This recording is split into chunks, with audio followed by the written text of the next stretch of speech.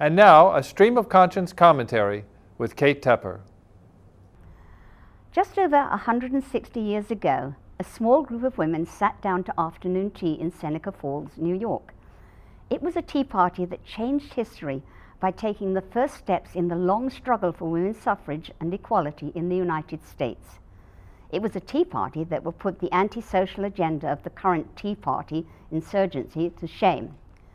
Among the attendees at that long-ago tea party were Elizabeth Cady Stanton and Lucretia Mott, who were already heavily involved in the anti-slavery movement. As they spoke, it dawned on these well-educated upper-class women that they themselves were regarded as inferior to men and were politically hardly better off than the slaves they were trying to help. The law discriminated against women so pervasively that they had almost none of the rights that men enjoyed.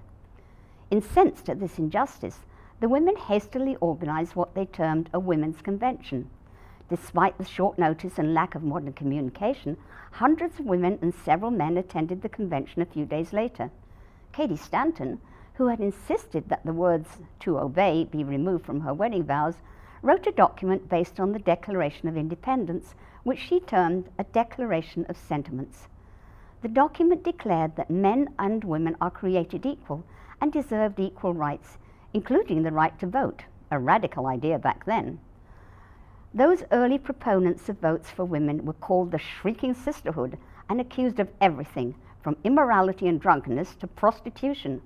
Gangs of hyped-up street bullies formed by educated men would disrupt the suffragist speeches with abusive language and often physical attack.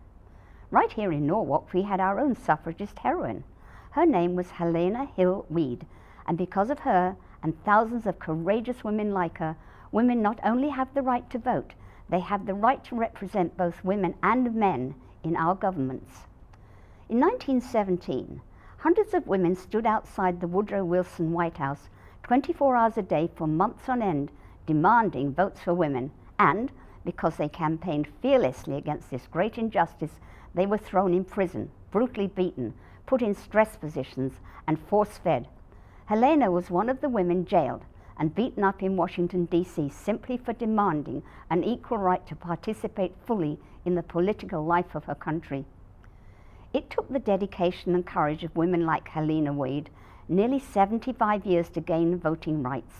Believe me, it wasn't the so-called conservatives that brought about this change. It was those reviled, bleeding heart, progressive, liberal, gutsy women and men who fought with their brains and their bodies for women's equality. I honor the memory of these fearless fighters for my freedom every time I vote, and urge every other woman to pay our courageous foremothers the same respect by voting in every election, municipal, state, or federal. No excuses, vote. This has been a Stream of Conscience commentary.